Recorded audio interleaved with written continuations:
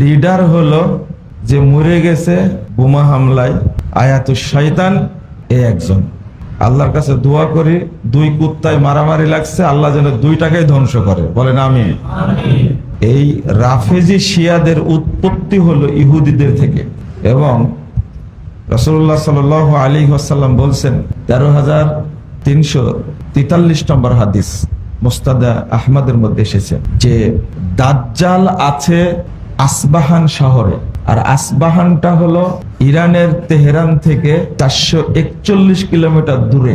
যখন দাজ্জাল বের হবে তখন দাজ্জালের সাথে 70,000 ইহুদি থাকবে। এই ইরানের রাফেজিরাই দাজ্জালকে প্রতিপালন করছে, হাদিস অনুযায়ী বোঝা যায়। আর এরাই মধ্যপ্রাচ্যের সুন্নিদেরকে, কোটি কোটি সুন্নি মুসলিমকে এরা হত্যা করেছে।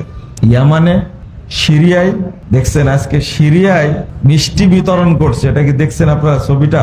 এটা দেখতে পাবেন না আপনারা, এটা তো খেয়ালই করবেন না, এটা আপনারা খেয়াল করবেন না। রাস্তায় দাঁড়িয়ে নারী পুরুষ সিরিয়াতে মিষ্টি বিতরণ করছে, কারণ এই খোমেনি সিরিয়ার 30 লক্ষ মানুষকে হত্যা করেছে।